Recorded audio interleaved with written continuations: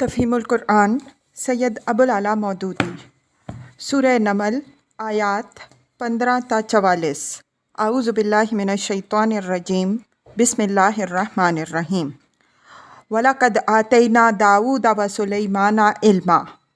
دوسری طرف ہم نے داؤد علیہ السلام اور سلیمان علیہ السلام کو علم عطا کیا۔ تفسیر یعنی حقیقت کا علم، اس بات کا علم کہ در حقیقت ان کے پاس اپنا کچھ بھی نہیں ہے، جو کچھ ہے اللہ کا عطیہ ہے، اور اس پر تصرف کرنے کے جو اختیارات بھی ان کو بخشے گئے ہیں انہیں اللہ ہی کی مرضی سے اور اسی کی مرضی کے مطابق استعمال کیا جانا چاہیے، اور اس اختیار کے صحیح و غلط استعمال پر انہیں مالک حقیقی کے حضور جواب دہی کرنی ہے۔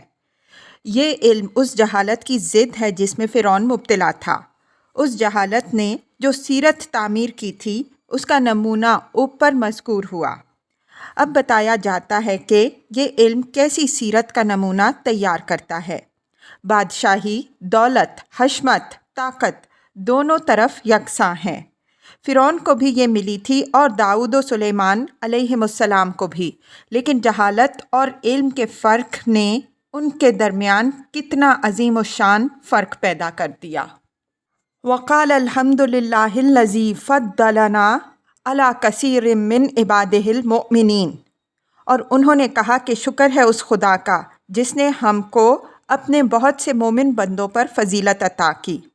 تفسیر یعنی دوسرے مومن بندے بھی ایسے موجود تھے جن کو خلافت عطا کی جا سکتی تھی، لیکن یہ ہماری کوئی ذاتی خوبی نہیں بلکہ محض اللہ کا احسان ہے کہ اس نے ہمیں اس مملکت کی فرما روائی کے لیے منتخب فرمایا۔ ورث سلیمان و داؤد، اور داؤد علیہ السلام کا وارث سلیمان علیہ السلام ہوا۔ تفسیر وراثت سے مراد مال و جائیداد کی وراثت نہیں بلکہ نبوت و خلافت میں حضرت داؤد علیہ السلام کی جانشینی ہے۔ مال و جائیداد کی میراث اگر بالفرض منتقل ہوئی بھی ہو تو وہ تنہا حضرت سلیمان علیہ السلام ہی کی طرف منتقل نہیں ہو سکتی تھی، کیونکہ حضرت داؤد علیہ السلام کی دوسری اولاد بھی موجود تھی۔ اس لیے اس آیت کو اس حدیث کی تردید میں پیش نہیں کیا جا سکتا جو نبی صلی اللہ علیہ وسلم سے مروی ہے کہ ہم نے انبیاء علیہم السلام کی وراثت تقسیم کروائی، جو کچھ ہم نے چھوڑا وہ صدقہ ہے۔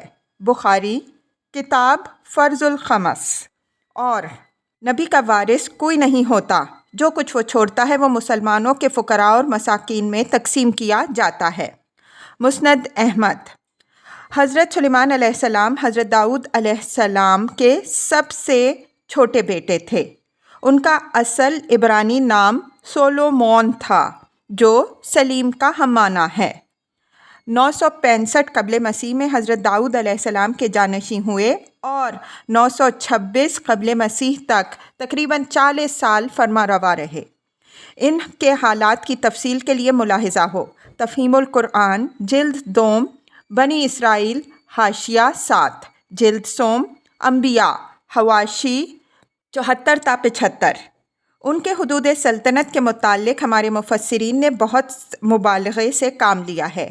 وہ انہیں دنیا کے بہت بڑے حصے کا حکمران بناتے ہیں، حالانکہ ان کی مملکت صرف موجودہ فلسطین و شرق اردن پر مشتمل تھی، اور شام کا ایک حصہ بھی اس میں شامل تھا۔ وقالا یا ایھا الناس علمنا منطق الطیر، اور اس نے کہا لوگوں ہمیں پرندوں کی بولیاں سکھائی گئی ہیں۔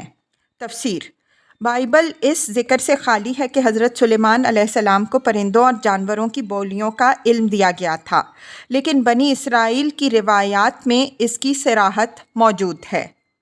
وَأُوتِینَا مِن كُلِّ شَيْءٍ، اور ہمیں ہر طرح کی چیزیں دی گئی تھیں۔ تفسیر یعنی اللہ کا دیا ہمارے پاس سب کچھ موجود تھا۔ اس بات کو لفظی معنوں میں لینا درست نہیں ہے بلکہ اس سے مراد اللہ کے بخشے ہوئے مال و دولت اور ساز و سامان کی کثرت ہے۔ یہ بات حضرت سلیمان علیہ السلام نے فخریہ نہیں بتائی بلکہ اللہ کے فضل اور اس کی عطا و بخشش کا شکریہ ادا کرنا مقصود تھا۔ ان ھذا لہو الفضل المبین، بے شک یہ اللہ کا نمایاں فضل ہے۔ وَحُشِرَ لِسُلَیْمَانَ جُنُودُهُ مِنَ الْجِنِّ وَالْإِنسِ وَالطَّیْرِ، سلیمان علیہ السلام کے لیے جن اور انسانوں اور پرندوں کے لشکر جمع کیے گئے۔ تفسیر: بائبل میں اس کا بھی کوئی ذکر نہیں ہے کہ جن حضرت سلیمان علیہ السلام کے لشکروں میں شامل تھے اور وہ ان سے خدمت لیتے تھے، لیکن تلمود کی روایات میں اس کا تفصیلی ذکر ملتا ہے۔ موجودہ زمانے کے بعض لوگوں نے یہ ثابت کرنے کے لیے ایڑی چوٹی کا زور لگایا ہے کہ جن اور طیر سے مراد جنات اور پرندے نہیں ہیں، بلکہ انسان ہی ہیں جو حضرت سلیمان علیہ السلام کے لشکر میں مختلف کام کرتے تھے۔ وہ کہتے ہیں کہ جن سے مراد پہاڑی قبائل کے وہ لوگ ہیں جنہیں حضرت سلیمان علیہ السلام نے مسخر کیا تھا، اور وہ ان کے ہاں حیرت انگیز طاقت اور محنت کے کام کرتے تھے۔ اور طیر سے مراد گھڑ سوار کے دستے ہیں جو پیدل دستوں کی بنسبت بہت زیادہ تیزی سے نقل و حرکت کرتے تھے۔ لیکن یہ قرآن مجید میں بے جا تعویل کی بدترین مثالیں ہیں۔ قرآن یہاں جن، انس اور طیر، تین الگ الگ اقسام کے لشکر بیان کر رہا ہے، اور تینوں پر الف لام تعریف جنس کے لیے لایا گیا ہے۔ اس لیے لا محالہ الجن اور الطیر اور الانس میں شامل نہیں ہو سکتے، بلکہ وہ اس سے مختلف دو الگ اجناس ہی ہو سکتی ہیں۔ علاوہ بریں کوئی شخص جو عربی زبان سے ذرہ برابر بھی واقفیت رکھتا ہو، یہ تصور نہیں کر سکتا کہ اس زبان میں محض لفظ الجن بول کر انسانوں کا کوئی گروہ یا محض الطیر بول کر سواروں کا رسالہ کبھی مراد لیا جا سکتا ہے، اور کوئی عرب ان الفاظ کو سن کر ان کے یہ معنی سمجھ سکتا ہے۔ محض محاورے میں کسی انسان کو اس کے فوق العادت کام کی وجہ سے جن، یا کسی عورت کو اس کے حسن کی وجہ سے پری، اور کسی تیز رفتار آدمی کو پرندہ کہہ دینا یہ معنی نہیں رکھتا کہ اب جن کے معنی طاقتور آدمی اور پری کے معنی حسین عورت اور پرندے کے معنی تیز رفتار انسان ہی کے ہو جائیں گے۔ ان الفاظ کے یہ معنی تو مجازی ہیں نہ کہ حقیقی، اور کسی کلام میں کسی لفظ کو حقیقی معنی چھوڑ کر مجازی معنوں میں صرف اسی وقت استعمال کیا جاتا ہے، اور سننے والے بھی ان کو مجازی معنوں میں صرف اسی وقت لے سکتے ہیں جب کہ آس پاس کوئی واضح قرینہ ایسا موجود ہو جو اس کے مجاز ہونے پر دلالت کرتا ہو۔ یہاں آخر کون سا قرینہ پایا جاتا ہے جس سے یہ گمان کیا جا سکے کہ جن اور طیر کے الفاظ اپنے حقیقی لغوی معنوں میں نہیں بلکہ مجازی معنوں میں استعمال کیے گئے ہیں؟ بلکہ آگے ان دونوں گروہوں کے ایک ایک فرد کا جو حال اور کام بیان کیا گیا ہے وہ تو اس تعویل کے بالکل خلاف معنی پر صریح دلالت کر رہا ہے۔ کسی شخص کا دل اگر قرآن کی بات پر یقین نہ کرنا چاہتا ہو تو اسے صاف کہنا چاہیے کہ میں اس بات کو نہیں مانتا، لیکن یہ بڑی اخلاقی بزدلی اور علمی خیانت ہے کہ آدمی قرآن کے صاف صاف الفاظ کو توڑ مڑوڑ کر اپنے من مانے معنی میں ڈھال لے اور یہ ظاہر کرے کہ وہ قرآن کے بیان کو مانتا ہے، حالانکہ دراصل قرآن نے جو کچھ بیان کیا ہے وہ اسے نہیں بلکہ خود اپنے زبردستی گھڑے ہوئے مفہوم کو مانتا ہے۔ ہم یوزعون، وہ پورے ضبط میں رکھے جاتے تھے۔ حتیٰ اذا اتوا علی واد النمل، ایک مرتبہ وہ ان کے ساتھ کوچ کر رہا تھا یہاں تک کہ یہ سب چونٹیوں کی وادی میں پہنچے۔ قالت نملہ، تو ایک چونٹی نے کہا، یا ایھا النمل ادخلوا مساکنکم لا یحطمنکم سلیمان وجنودہ وہم لا یشعرون، اے چونٹیوں اپنے بلوں میں گھس جاؤ، کہیں ایسا نہ ہو کہ سلیمان علیہ السلام اور اس کے لشکر تمہیں کچل ڈالیں اور انہیں خبر بھی نہ ہو۔ تفسیر: اس آیت کو بھی آج کل کے بعض مفسرین نے تعویل کے خرات پر چڑھایا ہے۔ وہ کہتے ہیں کہ واد النمل سے مراد چونٹیوں کی وادی نہیں ہے بلکہ یہ ایک وادی کا نام ہے جو شام کے علاقے میں تھی، اور نملہ کے معنی ایک چونٹی کے نہیں بلکہ ایک قبیلے کا نام ہے۔ اس طرح وہ آیت کا مطلب یہ بیان کرتے ہیں کہ حضرت سلیمان علیہ السلام وادی نمل میں پہنچے تو ایک نملی نے کہا کہ اے قبیلہ نمل کے لوگوں، لیکن یہ بھی ایسی تعویل ہے جس کا ساتھ قرآن کے الفاظ نہیں دیتے۔ اگر بالفرض ان-نمل کو اس وادی کا نام مان بھی لیا جائے اور یہ بھی مان لیا جائے کہ وہاں بنی نمل نام کا کوئی قبیلہ رہتا تھا، تب بھی یہ بات عربی زبان کے استعمالات کے بالکل خلاف ہے کہ قبیلہ نمل کے ایک فرد کو نملہ کہا جائے۔ اگرچہ جانوروں کے نام پر عرب کے بہت سے قبائل کے نام ہیں، مثلاً کلب، اسد وغیرہ، لیکن کوئی عرب قبیلہ کلب کے کسی فرد کے متعلق کالا کلب ایک کتے نے کہا، یا قبیلہ اسد کے کسی شخص کے متعلق کالا اسدن ایک شیر نے کہا، ہرگز نہیں بولے گا۔ اس لیے بنی نمل کے ایک فرد کے متعلق یہ کہنا کہ قالت نملہ ایک چونٹی بولی قطعاً عربی محاورے اور استعمال کے خلاف ہے۔ پھر قبیلہ نمل کے ایک فرد کا بنی نمل کو پکار کر یہ کہنا، اے نملیوں اپنے گھروں میں گھس جاؤ، کہیں ایسا نہ ہو کہ سلیمان علیہ السلام کے لشکر تم کو کچل ڈالے اور انہیں خبر بھی نہ ہو، بالکل بے معنی ہے۔ انسانوں کے کسی گروہ کو انسانوں کا کوئی لشکر بے خبری میں نہیں کچلا کرتا۔ اگر وہ ان پر حملے کی نیت سے آیا ہو تو ان کا اپنے گھروں میں گھس جانا لا حاصل ہے۔ حملہ آور ان کے گھروں میں گھس کر انہیں اور زیادہ اچھی طرح کچلیں گے، اور اگر وہ محض کوچ کرتا ہوا گزر رہا ہو اس کے لیے بس راستہ صاف چھوڑ دینا کافی ہے۔ کوچ کرنے والوں کی لپیٹ میں آ کر انسانوں کو نقصان تو پہنچ سکتا ہے، مگر یہ نہیں ہو سکتا کہ چلتے ہوئے انسان بے خبری میں انسانوں کو کچل ڈالیں۔ لہٰذا اگر بنی نمل کوئی انسانی قبیلہ ہوتا اور اس کا کوئی فرد اپنے قبیلے کے لوگوں کو خبردار کرنا چاہتا تو حملے کے خطرے کی صورت میں وہ کہتا کہ اے نملیوں بھاگ چلو اور پہاڑوں میں پناہ لو تاکہ سلیمان علیہ السلام کے لشکر تمہیں تباہ نہ کر دیں، اور حملے کا خطرہ ہونے کی صورت میں وہ کہتا کہ اے نملیوں راستے سے ہٹ جاؤ تاکہ تم میں سے کوئی شخص سلیمان علیہ السلام کے لشکروں کی جھپٹ میں نہ آ جائے۔ یہ تو وہ غلطی ہے جو اس تعویل میں عربی زبان اور مضمون عمارت کے اعتبار سے ہے۔ رہی یہ بات کہ وادی النمل دراصل اس وادی کا نام تھا اور وہاں بنی نمل نامی کوئی قبیلہ رہتا تھا، یہ محض ایک مفروضہ ہے جس کے لیے کوئی علمی ثبوت موجود نہیں ہے۔ جن لوگوں نے اس وادی کا نام نمل قرار دیا ہے انہوں نے خود یہ تصریح کی ہے کہ اسے چونٹیوں کی کثرت کے باعث یہ نام دیا گیا تھا۔ قتادہ اور مقاتل کہتے ہیں کہ وہ ایک وادی ہے سرزمین شام میں جہاں چونٹیاں بہت ہیں، لیکن تاریخ و جغرافیہ کی کسی کتاب میں اور آثار قدیمہ کی کسی تحقیقات میں یہ مذکور نہیں ہے کہ اس وادی میں بنی نمل نامی کوئی قبیلہ رہتا تھا۔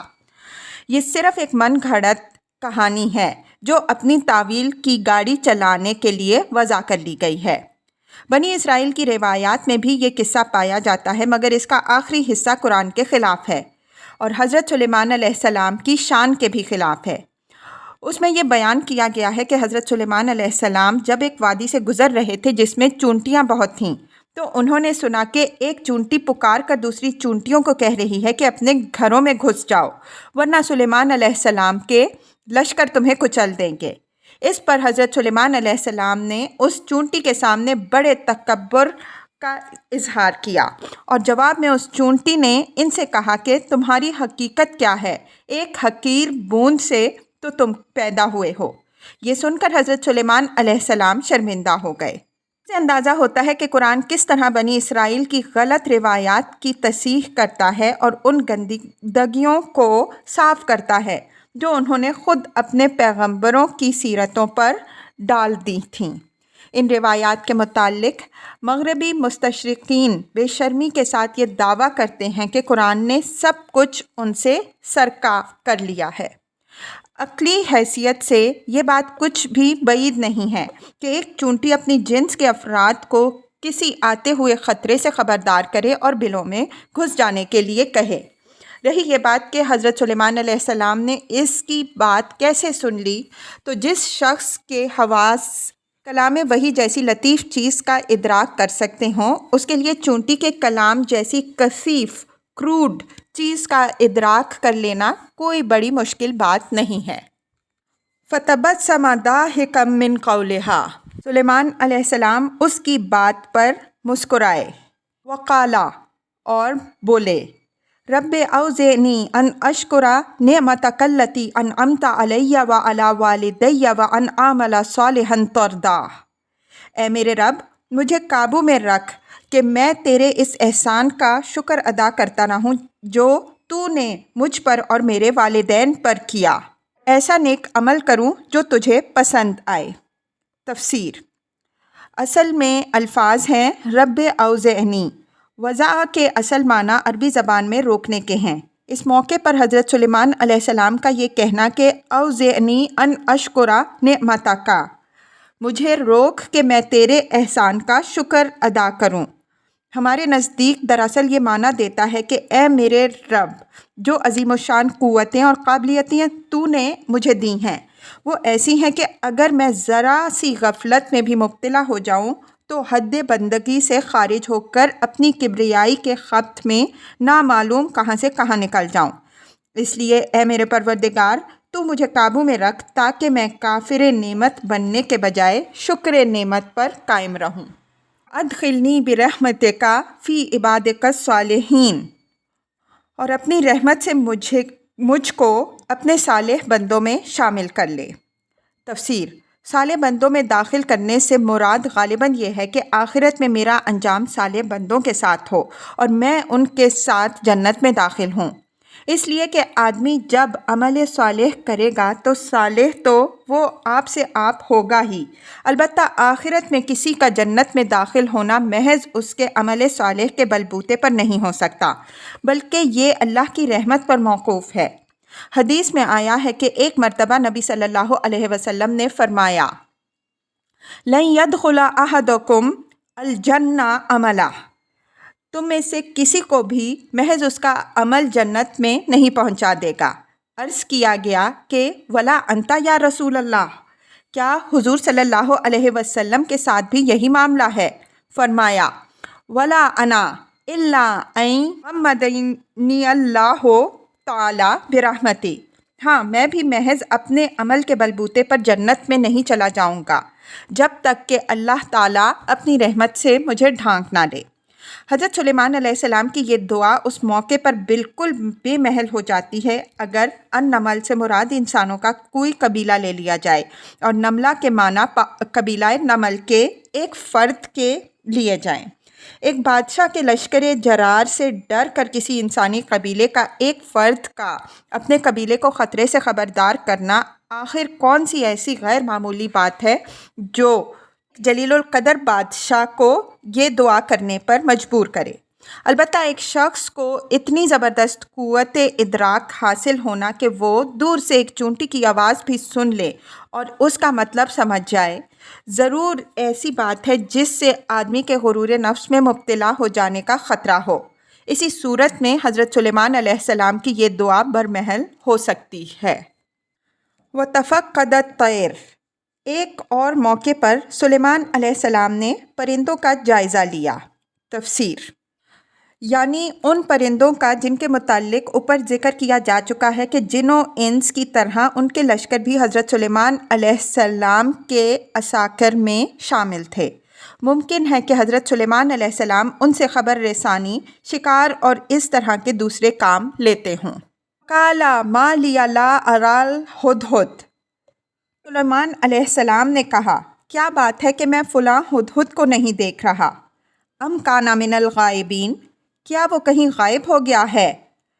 ला उअज़्ज़िबन्नहु अज़ाबन शदीदन औ ला अज़्बहन्नहु औ लयातियन्नी बिसुल्तानिम मुबीन, मैं उसे सख्त सज़ा दूंगा या ज़िबह कर दूंगा वरना उसे मेरे सामने माकूल वजह पेश करनी होगी। तफसीर, मौजूदा ज़माने के बाज़ लोग कहते हैं कि हुदहुद से मुराद परिंदा नहीं है जो अरबी और उर्दू ज़बान में इसका नाम मारूफ़ है, बल्कि ये एक आदमी का नाम है जो हज़रत सुलेमान अलैहिस्सलाम की फ़ौज का एक अफसर था।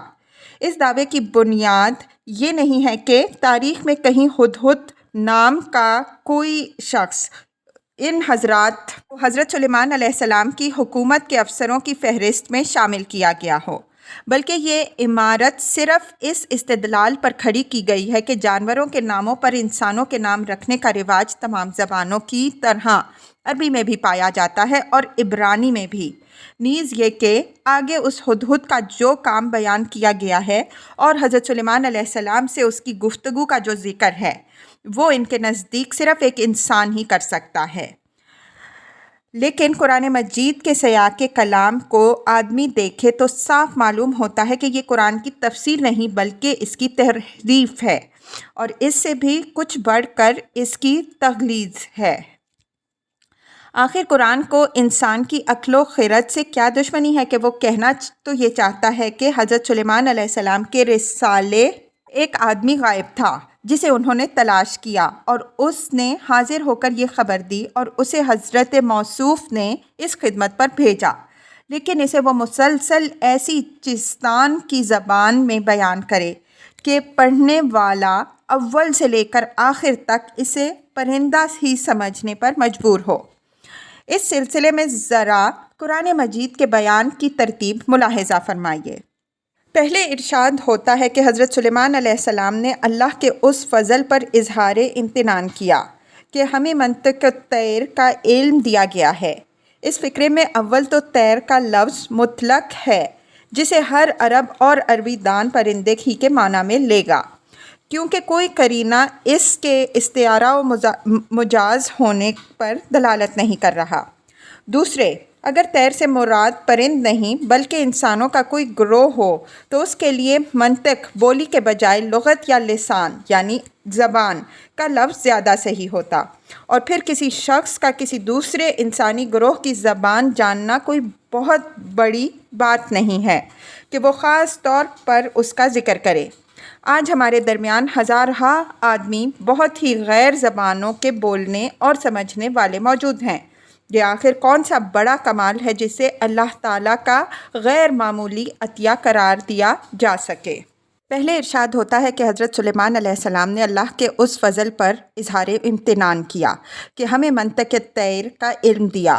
اول تو جن و انس اور طیر تین معروف اسماء جنس استعمال ہوئے جو تین مختلف اور معلوم اجناس کے لیے عربی زبان میں مستعمل ہے، پھر انہیں مطلق استعمال کیا گیا ہے اور کوئی قرینہ ان میں سے کسی کے استعارہ و مجاز یا تشبیہ ہونے کا موجود نہیں ہے جس سے ایک آدمی لغت کے معروف معنوں کے سوا کسی اور معنی میں انہیں لے۔ پھر انس کا لفظ جن اور طیر کے درمیان آیا ہے جو یہ معنی لینے میں صریحاً مانے ہے کہ جن اور طیر دراصل انس ہی کی جنس کے دو گروہ ہیں۔ یہ معنی مراد ہوتے تو الجن والطیر من الانس کہا جاتا، نہ کہ من الجن والانس والطیر۔ آگے چل کر ارشاد ہوتا ہے کہ حضرت سلیمان علیہ السلام طیر کا جائزہ لے رہے تھے اور ہدہد کو غائب دیکھ کر انہوں نے یہ بات فرمائی کہ اگر یہ طیر انسان تھے اور ہدہد بھی کسی آدمی ہی کا نام تھا تو کم از کم کوئی لفظ تو ایسا کہہ دیا جاتا کہ بیچارہ پڑھنے والا اس کو جانور نہ سمجھ بیٹھتا۔ گروہ کا نام پرندہ اور اس کے ایک فرد کا نام ہدہد، پھر بھی ہم سے توقع کی جاتی ہے کہ ہم آپ سے آپ اسے انسان سمجھ لیں۔ پھر حضرت سلیمان علیہ السلام فرماتے ہیں کہ ہدہد تو اپنے غائب ہونے کی کوئی معقول وجہ بیان کرے، ورنہ میں اسے سخت سزا دوں گا یا ذبح کر دوں گا۔ انسان کو قتل کیا جاتا ہے، پھانسی دی جاتی ہے، سزائے موت دی جاتی ہے، ذبح کون کرتا ہے؟ کوئی بڑا ہی سنگ دل اور بے درد آدمی جوش انتقام میں اندھا ہو چکا ہو تو شاید کسی آدمی کو ذبح بھی کر دے، مگر کیا پیغمبر سے ہم یہ توقع کریں گے کہ وہ اپنی فوج کے ایک آدمی کو محض غیر حاضر ہونے کے جرم میں ذبح کر دینے کا اعلان کرے، اور اللہ میاں سے یہ حسن ظن رکھیں کہ وہ ایسی سنگین بات کا ذکر کر کے اس پر مذمت کا ایک لفظ بھی نہ فرمائیں؟ کچھ دور آگے چل کر ابھی آپ دیکھیں گے کہ حضرت سلیمان علیہ السلام اسی ہدہد کو ملکہ سبا کے پاس خط دے کر بھیجتے ہیں اور فرماتے ہیں کہ اسے ان کی طرف ڈال دے یا پھینک دے۔ ظاہر ہے کہ یہ ہدایت پرندے ہی کو دی جا سکتی ہے، لیکن کسی آدمی کو سفیر یا ایلچی یا قاصد بنا کر بھیجنے کی صورت میں یہ انتہائی غیر موزوں ہے کسی کی عقل ہی ختم ہو گئی ہو تو وہ مان لے گا کہ ایک ملک کا بادشاہ دوسرے ملک کی ملکہ کے نام خط دے کر اپنے سفیر کو اس ہدایت کے ساتھ بھیج دے کہ اسے لے جا کر اس کے آگے ڈال دے، یہ اس کی طرف پھینک دے۔ کیا تہذیب و شائستگی کے اس ابتدائی مرتبے سے بھی حضرت سلیمان علیہ السلام کو گرا ہوا فرض کر لیا جائے، جس کے لحاظ سے ہم جیسے معمولی لوگ بھی اپنے کسی ہمسائے کے پاس اپنے ملازم کو بھیجتے ہوئے ملحوظ رکھتے ہیں؟ کیا کوئی شریف آدمی اپنے ملازم سے یہ کہہ سکتا ہے کہ میرا یہ خط لے جا کر فلاں صاحب کے آگے پھینکا؟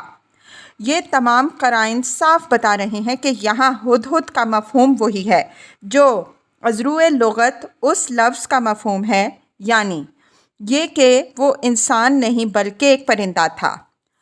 اب اگر کوئی شخص یہ ماننے کے لیے تیار نہیں ہے کہ ایک ہدہد وہ باتیں کر سکتا ہے جو قرآن اس سے منسوب کر رہا ہے، تو اسے صاف صاف کہنا چاہیے کہ میں قرآن کی اس بات کو نہیں مانتا۔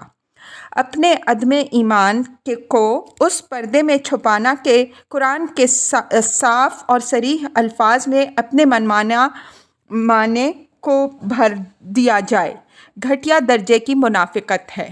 فَمَكَثَ غَيْرَ بَعِيدٍ فَقَالَ أَحَطتُ بِمَا لَمْ تُحِطْ بِهِ وَجِئْتُكَ مِنْ سَبَإٍ بِنَبَإٍ یقین۔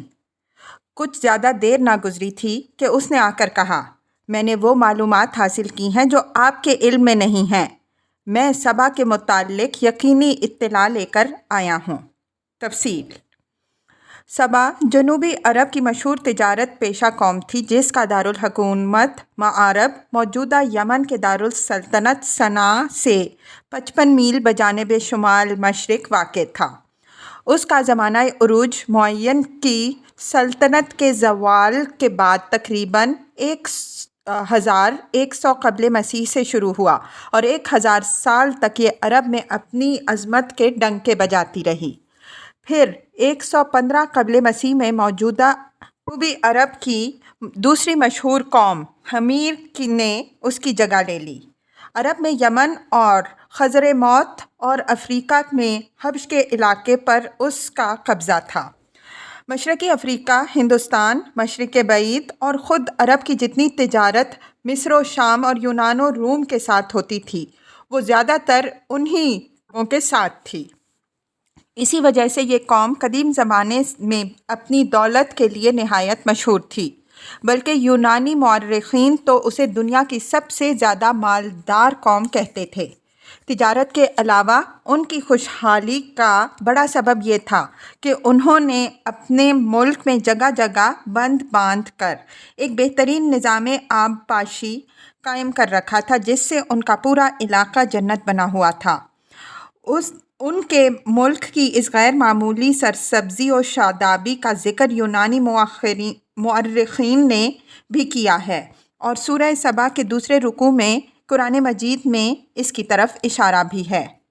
ہدہد کا یہ بیان کہ میں نے وہ معلومات حاصل کی ہیں جو آپ کے علم میں نہیں ہیں، یہ معنی نہیں رکھتا کہ حضرت سلیمان علیہ السلام سبا سے بالکل ناواقف تھے۔ ظاہر ہے کہ فلسطین و شام کے جس فرما روا کی سلطنت بحر احمر کے شمالی کنارے خلیج عقبہ تک پہنچی ہوئی تھی، وہ اسی بحر احمر کے جنوبی کنارے یمن کی ایک ایسی قوم سے ناواقف نہ ہو سکتا تھا جو بین الاقوامی تجارت کے ایک اہم حصے پر قابض تھی۔ علاوہ ازیں زبور سے معلوم ہوتا ہے کہ حضرت سلیمان علیہ السلام سے بھی پہلے ان کے والد ماجد حضرت داؤد علیہ السلام سبا سے واقف تھے۔ ان کی دعا کے یہ الفاظ زبور میں ہمیں ملتے ہیں: اے خدا، بادشاہ یعنی خود حضرت داؤد علیہ السلام کو اپنے احکام اور زادے یعنی حضرت سلیمان علیہ السلام کو اپنی صداقت عطا فرما۔ اور شیبہ یعنی سبا کے یمنی اور حبشی شاخوں کے بادشاہ ہدیے لائیں گے۔ اس لیے ہدہد کے قول کا مطلب یہ معلوم ہوتا ہے کہ قوم سبا کے مرکز میں جو چشمدید حالات میں دیکھ کر آیا ہوں وہ ابھی آپ کو نہیں پہنچے ہیں۔